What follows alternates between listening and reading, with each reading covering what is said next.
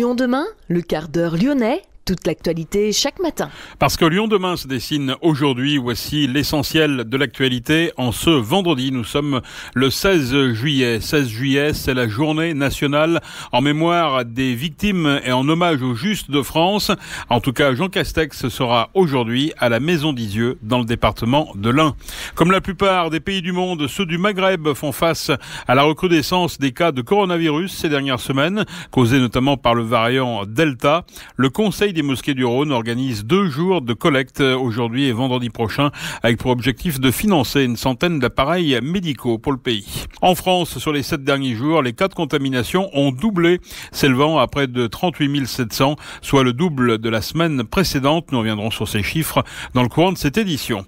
Comme chaque année, la fête nationale a donné lieu à divers débordements dans l'agglomération lyonnaise, en particulier dans les 7e, 8e, 9e arrondissements, mais aussi dans les communes de l'Est lyonnais et à Givors. Et puis une idée de sortie pour terminer ce week-end au Grand Parc des Oiseaux à Villars-les-Dombes. Lyon demain, le quart d'heure lyonnais, toute l'actualité chaque matin. Gérald de Bouchon. Bonjour à tous et bienvenue dans ce quart d'heure lyonnais. Le 16 juillet, c'est la journée nationale en mémoire des victimes et en hommage aux Justes de France. Notez que le 16 juillet fait référence à la rafle du Veldiv de 1942 où plus de 13 000 personnes arrêtées en France stationnèrent plusieurs jours avant d'être déportées à Auschwitz. À partir du mois de mai 1943, 105 enfants juifs de plusieurs nationalités ont séjourné à Isieux dans l'Ain dans ce qui ressemblait à une colonie. Sabine et son mari, Miron Zlatin, soustraient en réalité des enfants juifs à la persécution du régime de Vichy. Pendant près d'1 an, des enfants vont transiter ou séjourner à Isieux et y vivre dans une relative tranquillité. Mais le 6 avril 44 enfants et 7 éducateurs allaient être raflés par la Gestapo lyonnaise, dirigée par Klaus Barbie. Tous les enfants sont gazés à Auschwitz. Seule Léa Feldblum, une adulte, en revient, ainsi que Sabine Zlatin. En 94, c'est François Mitterrand qui inaugure la maison d'Isieux. Sabine Zlatin allait décéder 2 ans après. Le mémorial d'Isieux est aujourd'hui l'un des musées les plus visités de l'Ain. 15 000 écoliers y sont accueillis tous les ans. Le Premier ministre, Jean Castex, a choisi de venir à Isieux ce vendredi. Il est attendu dans l'Ain pour cette commémoration. Lyon demain, un site internet, du son, de l'image, un média complet pour les Lyonnais qui font avancer la ville. Comme la plupart des pays du monde, ceux du Maghreb font face à une recrudescence des cas de coronavirus ces dernières semaines, causés notamment par le variant Delta. Face à une situation catastrophique, la Tunisie a appelé sa diaspora à la contribution. L'ambassade de Tunisie en France a diffusé sur sa page Facebook une liste de matériel médical nécessaire aux hôpitaux du pays.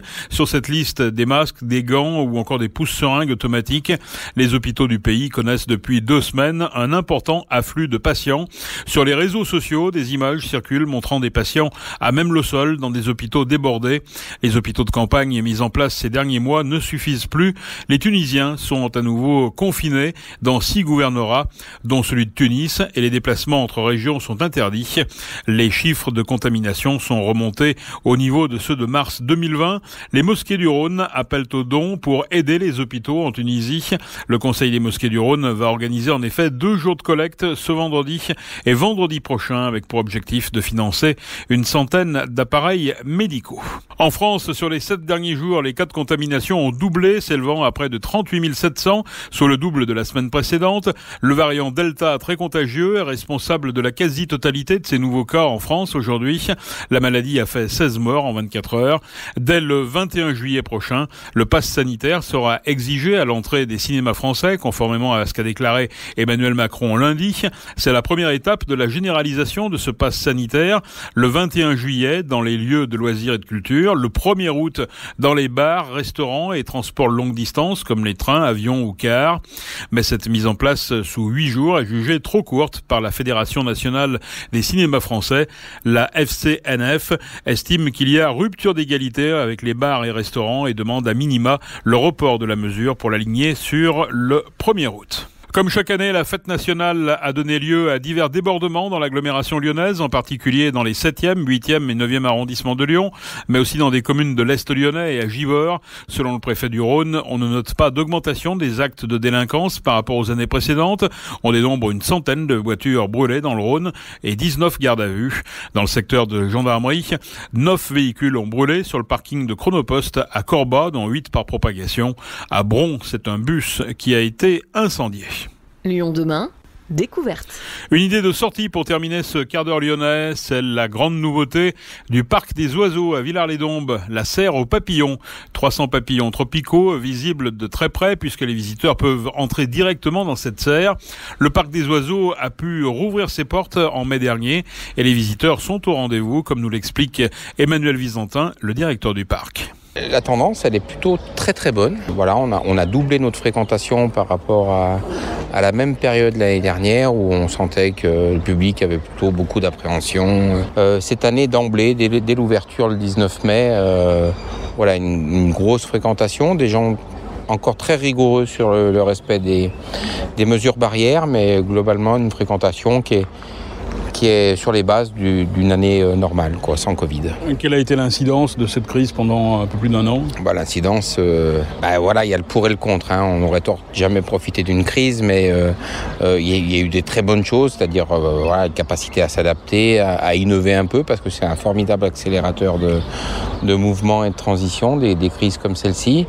Voilà, et puis, à côté de ça, des situations économiques très compliquées, un petit peu de traces psychologiques, de défaitisme, etc., à la fois auprès dans le personnel, parce qu'on a vécu des moments compliqués, et puis le public aussi qui a été souvent en plein doute, mais bon, globalement, voilà, on a un bel équilibre de ce que ça a apporté et de ce que ça a nuit.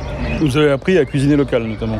Ah oui, ça c'est alors l'un des bienfaits de la crise, c'est que ça a accéléré des mouvements qui étaient en route chez nous.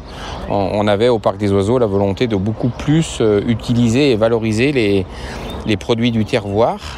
Et en fait, ce qu'on avait prévu de faire en 2 ou 3 ans, on l'a fait en 2 semaines. C'est-à-dire qu'on a maintenant la majorité des produits qui sont servis dans nos snacks, dans nos restaurants, qui sont issus du terroir local, de la production de proximité. Et ça, c'est une vraie fierté. Par exemple, les poissons de Dombes, qui sont produits dans les étangs de la Dombe, le fameux réseau de 1000 étangs. Donc la carpe. Elle est utilisée aujourd'hui dans des formats très, très différents dans tous nos restaurants, que ce soit en friture, que ce soit en burger, que ce soit en filet un peu plus traditionnel. On est au Parc des Oiseaux le plus gros consommateur de carpe produit en Dombes, et ça c'est une vraie fierté. Alors qu'est-ce que vous nous proposez comme nouveauté cette année ?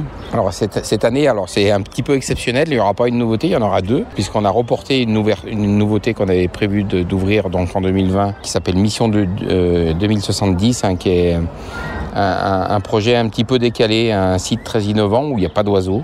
On ne présentera pas des oiseaux, par contre c'est un site qui s'adresse au très jeune public, une sorte d'escape game géant consacré à l'histoire du Parc des Oiseaux et aux oiseaux.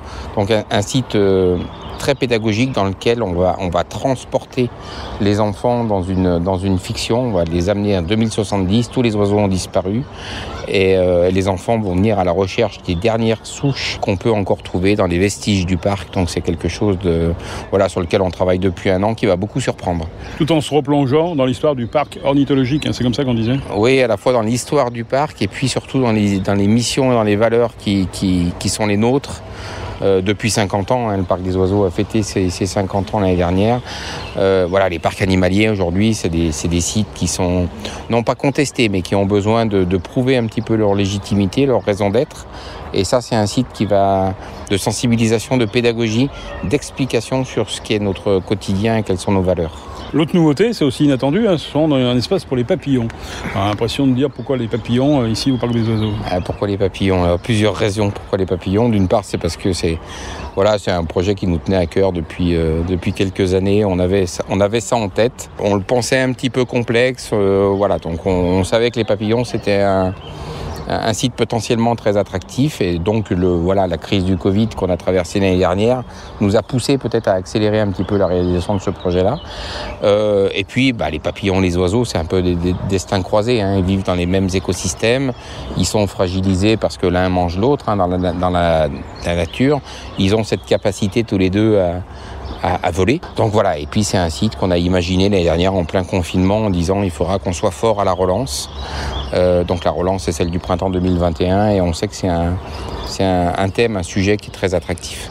Avec une volonté d'être toujours plus pédagogique, notamment dans ce spectacle pour oiseaux, où vous avez inclus aujourd'hui une version un peu plus pour les enfants, un peu plus explicatif. La pédagogie et la sensibilisation, c'est l'essence même de parcs animaliers comme le nôtre.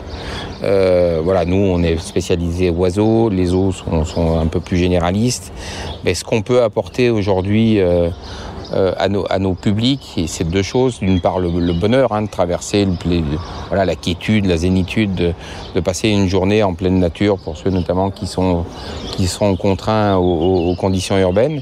Et puis la deuxième chose, c'est cette sensibilisation à la nature. Alors on parle beaucoup de reconnexion aujourd'hui, mais la nature, c'est des systèmes qui sont extrêmement complexes, qu'il est important aujourd'hui de bien comprendre pour que l'homme joue un rôle un peu plus positif dans tout cet écosystème.